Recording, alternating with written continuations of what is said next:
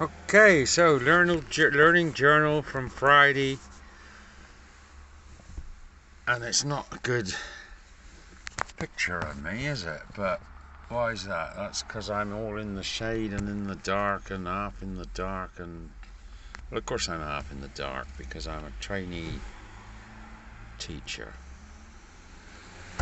All right, so I've just had the bollocking this afternoon regarding how my phone was accessible or on me or on or possibly on in my pocket, possibly recording the faces, if not the conversation, and so on and so forth. And I went through it with safeguarding team and said that I had some understanding, but not yet. Was only just getting up to speed with the policy for the school for phones in the school. And I suppose I can conclude that I would like to do my teaching experience in a school that's not afraid to have the supercomputer turned on whilst we're learning. So I don't want to go in and work in a school where there's a highly restrictive use of mobile phones strategy. I think that the human race, and in particular this generation that we are educating, is going to be the first generation to have options for augmentation for their human capabilities. So if these children at 11 to 18 are not yet equipped for what that world means to them, it's probably more important that we teach them that they're growing up in that era of augmentation of human capabilities than we teach them chemistry. And for me as a chemistry teacher to admit that, or to face that reality, face that degree of honesty that I want to reach with my students about how confused I am and they should be about the world in which they live.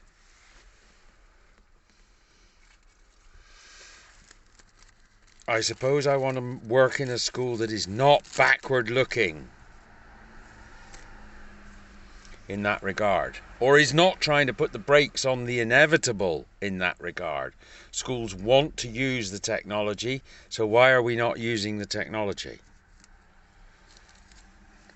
Why have we created a worst case scenario for the technology use in schools rather than a best case use of technology in schools? I've talked a lot about how in my learning blogs and video blogging of this process I'm going through as to how astounded I am at the sheer scale of internet resources that are available for teachers, and in particular chemistry teachers in schools that are online. The level of access that access to knowledge, and that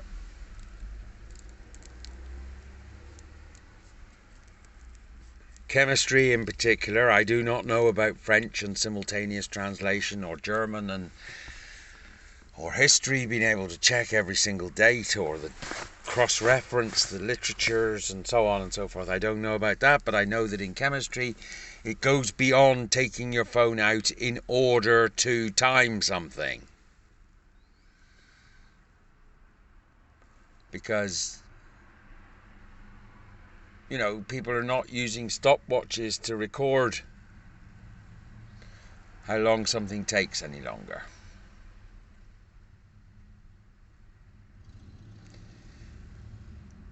And how will I interact with the head of physical education so that we get chemistry taught at in PE? How am I going to interact with the head of drama in order that we get chemistry taught in drama? Dramatically! Ha ha ha! Or with a sense of humour.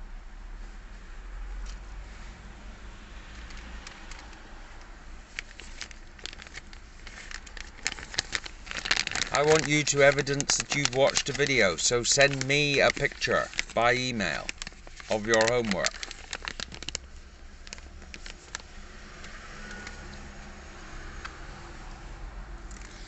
I want to be able to have an ongoing conversation with my students outside of the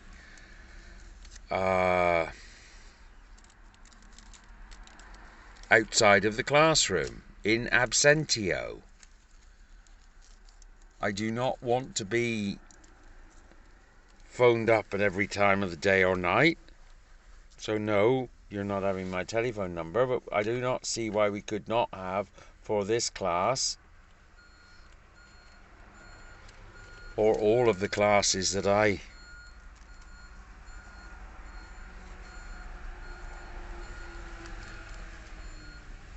manage on behalf of the school, or all of the classes for which I am the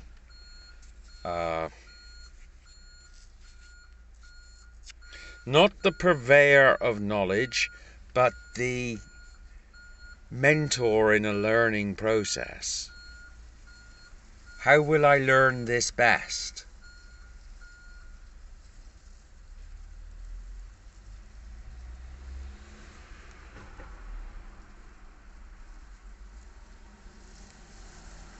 Not how will I, my job is to facilitate your learning, not to provide the knowledge.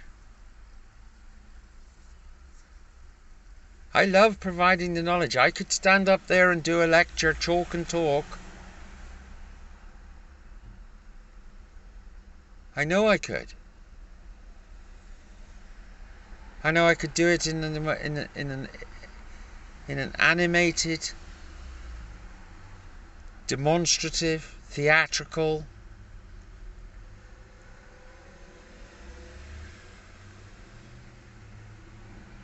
way, and yet I've been warned off this afternoon, even, for example. I've been warned off stepping outside of the box from the get-go.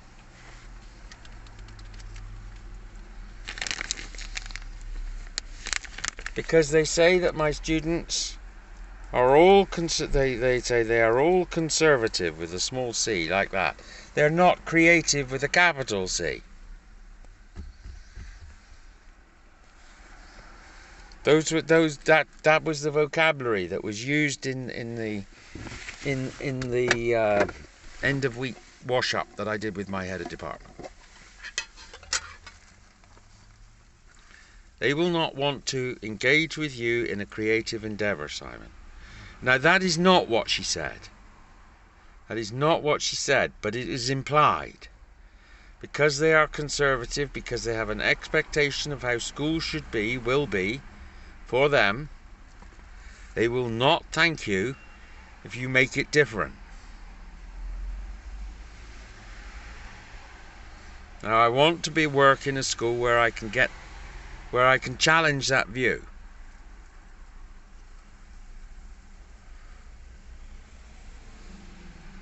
So maybe that view took a little bit of thrashing out. But let me explain what my view is on this. We, as the internet generation, in which I include myself in the same generation as you, even though I am 2 generations beyond you in terms of age and history, all right?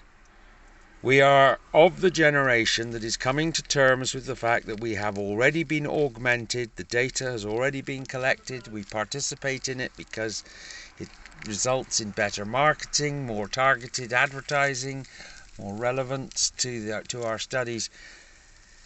We have that technology at our fingertips. We have the Encyclopedia Britannica in every classroom. We have Google in every classroom. We have the entire knowledge of mankind and the ability to transmit in two directions.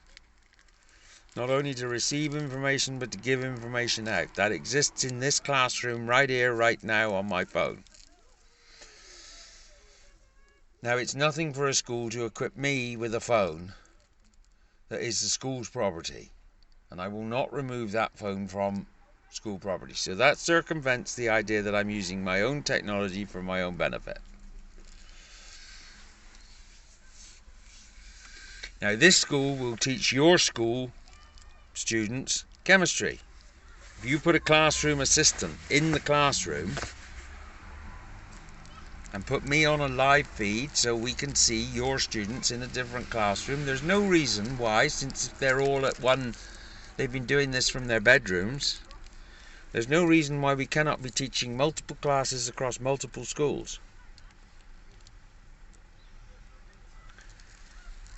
And our school can go into a competition with other schools where it teaches this particular chemistry lesson the best in the country.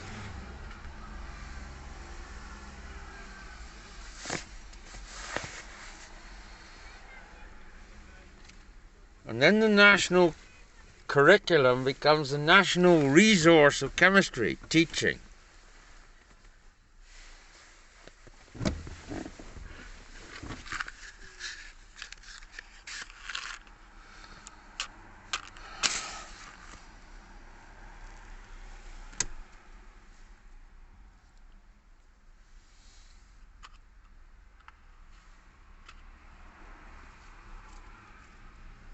Now, if as a group of students engaged in an experiment,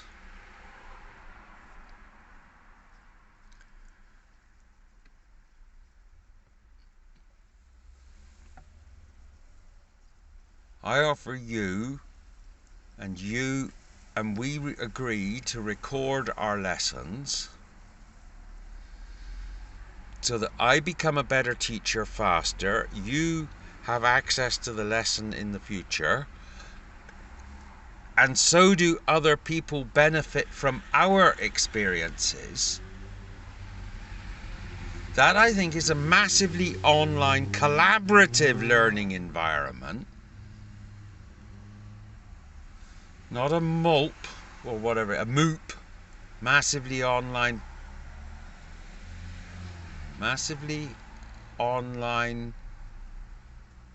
open online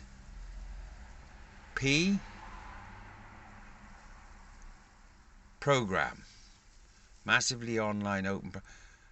It's a MOOC, a massively online a massively online collaborative open program, a MOOCOP. You may have heard of MOOPs, but I want to introduce you to the idea of a MOOCOP.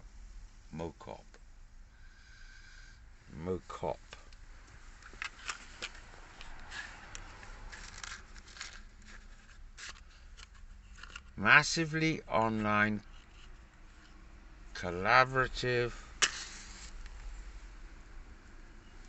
pupil, it's got to be in there as well.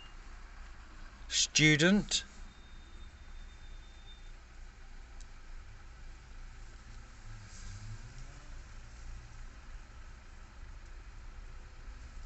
so this chemistry class that I'm about to teach, theoretically after Christmas,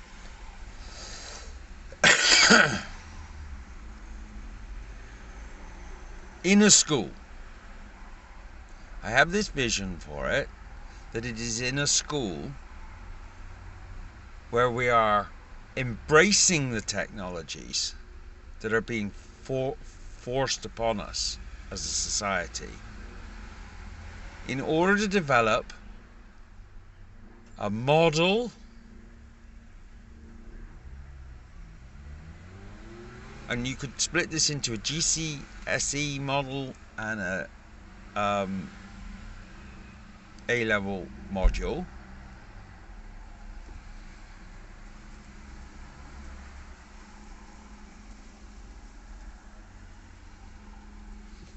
Where we actually share that information in an online live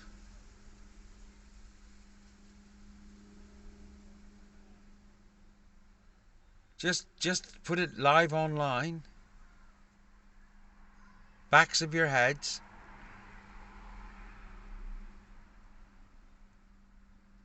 Maybe you want to be an actor, maybe you need to get out on the front. If you in this lesson stand up and come out to the front of the class, you will be live on Facebook.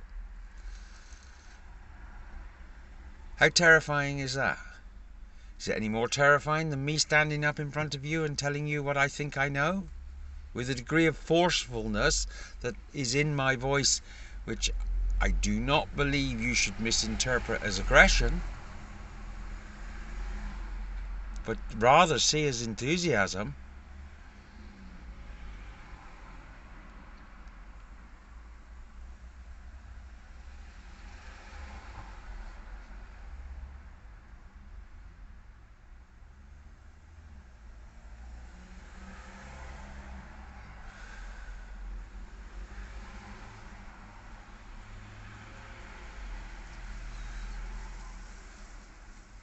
We're back to where does, when does, how does learning about learning take place in schools?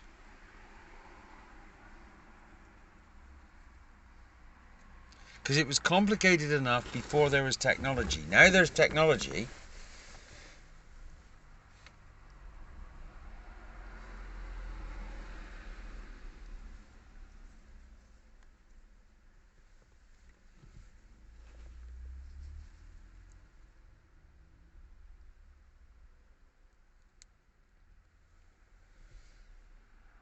At what point do you pause the lesson and say, now I wish you to write down what is on the board, because in writing something down you will later have notes with which to refer to?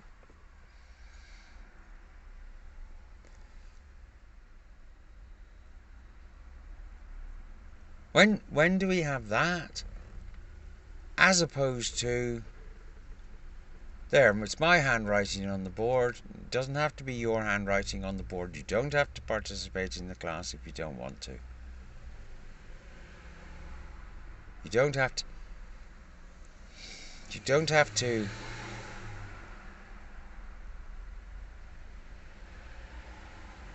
take notes.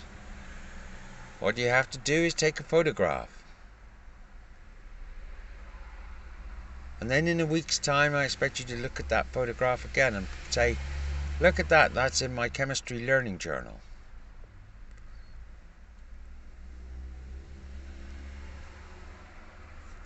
The story of how I came to learn to love chemistry.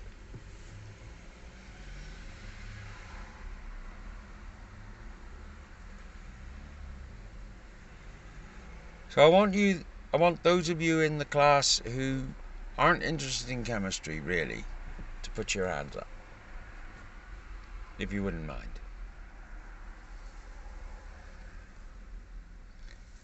What if I just put up my own hand when they put their hands up? And I say, the reason I don't want to teach you chemistry this morning is because I want to teach you something about learning. And I want to teach you what I'm learning about chemistry.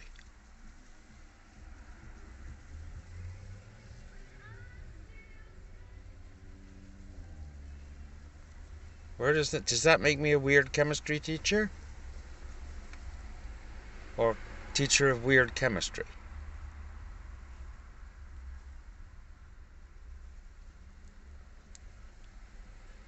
We talk about the chemistry. Let's make our chemistry lessons chemical. No. Let's make them chemistry. Let's make the chemistry work. Why don't we make chemistry work for us?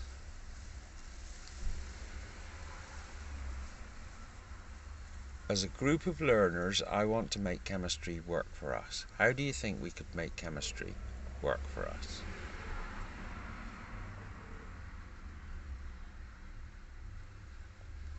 Because that's where the jobs will be.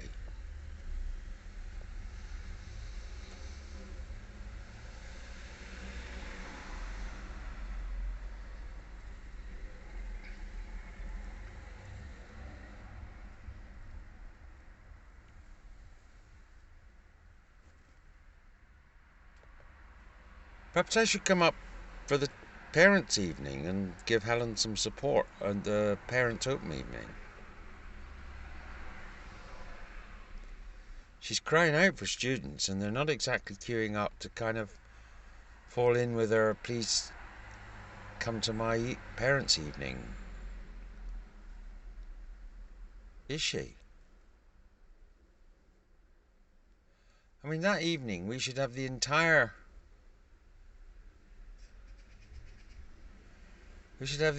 chemistry cohort building the periodic table in the playground, and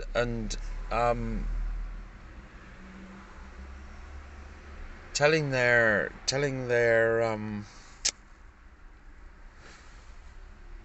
oh, what am I trying to say here? This isn't too complicated. You've got to have something going on in the playground. The kids doing it whilst their parents, and they've got to drag their parents to school and say, look, I want to study chemistry at this school, and this is why we're building this enormous project in the playground, which is, or in the chemistry labs. We're building our own periodic table. Did you know that, Mum and Dad?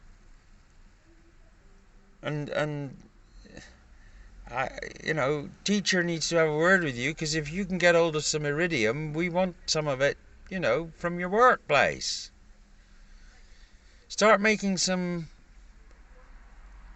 connections between what different people's mums and dads, let's talk about them in that way, what they do for a living, because they work in a petrol station. Fine, let's have some petrol from their petrol station. Let's have some diesel from their petrol station. Let's have some... they can all live in the carbon area.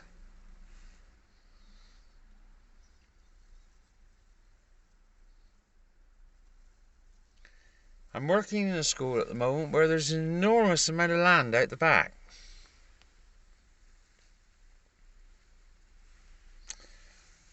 I'm supposed to be a land manager.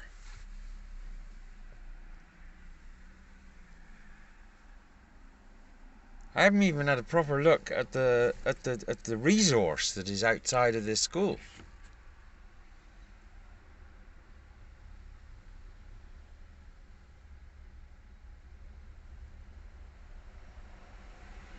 So look, I've done 23 minutes now, isn't it? And I normally do 30, so I'm just going to say, here's the summary, the mind. Right, so at least today, nobody got a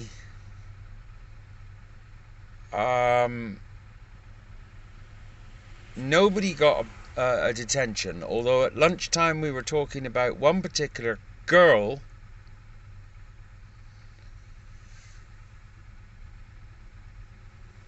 a young woman who was on double detention, but she tried to make out that she'd already done the detention by doing it at break time.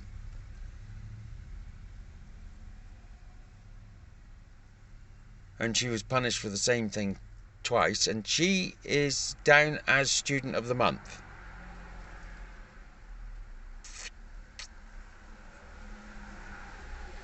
So my ears perked up at this story, and I thought, I don't know who that child is, and it was a chemistry teacher or a biology teacher, I think, who was telling her telling this story. Later on, I got pulled out of class because I'd been using my phone, or it had been, the impression had been given that my phone was in my pocket recording a class. It was not. I showed the photographs of a blackboard and an assessed A-level practical, which were deleted from my phone, even though I'd asked, and they did not display the faces of any of the children. I was asked to delete them, and I did so. If the safeguarding team wants the input of a systems analyst on its safeguarding procedures, it did not properly carry out its safeguarding process, because having interrupted my afternoon and taken me halfway across the school, sat me down, made me feel very embarrassed. They did not go through my entire phone, and certainly it would have been possible for me to have recorded children's faces yesterday on my phone and not been challenged in school on the day in which it took place, gone home, downloaded them, and whatever. I am not saying that I did that or wishing to open any discussion on that front. But I think they were probably doing a body language type check on me, which I felt was humbling and led me to question my naivety and my optimism, and also led me to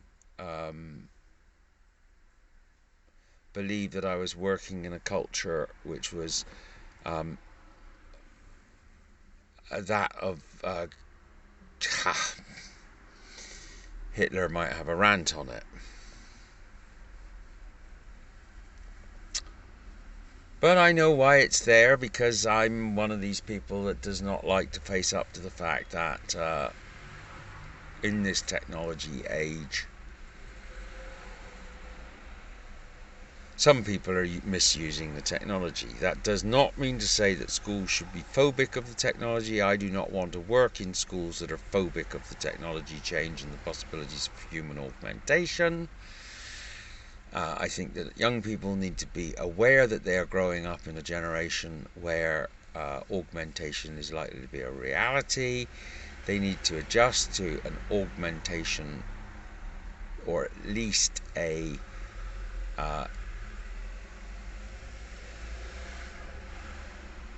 fact that they are living in the information age, and that my role is not to provide you with the information, but to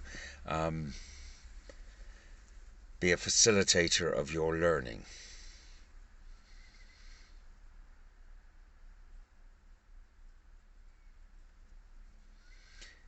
Now, as a facilitator of learning, I can work in any school. It's obviously not going to be the school that I'm working in now, because I need some 11 to 14 experience, because that's where there's some space to cultivate some interest and teach the theory of some basics of chemistry, so that the teachers who are trying to put them through O-level, GCSE, can sit back and do not have to teach atomic structure, do not have to teach covalent bonds, do not have to teach the periodic table. Because if the 14-year-old child has not been introduced to atomic structure and the periodic table, we're behind. Because by the time they're 16, they're choosing A-levels, and those A-levels might be in something as important as cognitive psychology, or biology, evolutionary biology, microbial biology, biochemistry. I was in a lesson today where we did an A-level assessed practical, and the teacher, who was a massive asset at that school, I could tell it immediately, where that teacher, let's be precise what she did, set up an assessed practical, undertake the assessed practical, encourage everyone, ask every one of her students in an A-level chemistry class what their future entailed, and all of their futures entailed going to university to study some chemistry related discipline.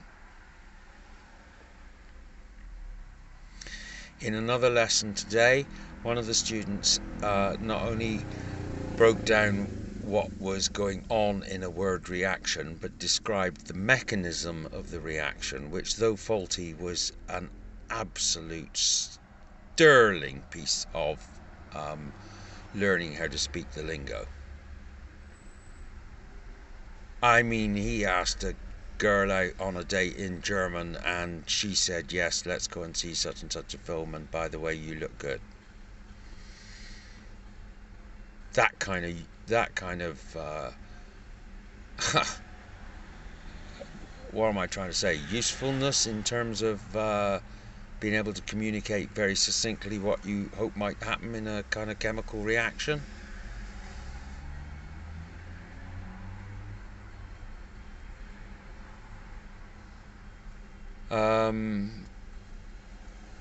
I did not like being dragged out of school. I knew that was going to happen because when it happened, I saw it happening behind my back. People aren't too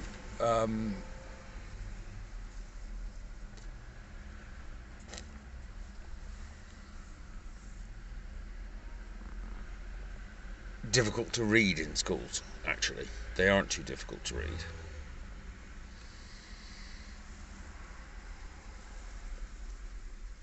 And they're highly social and highly complex social interactions. And I'm glad it's Friday night and I haven't got to see any of them for the rest of the week. Till Tuesday, actually, because the Queen's funeral is on Monday. And that's the end of my learning journal for Friday, the whatever we are of September 2022.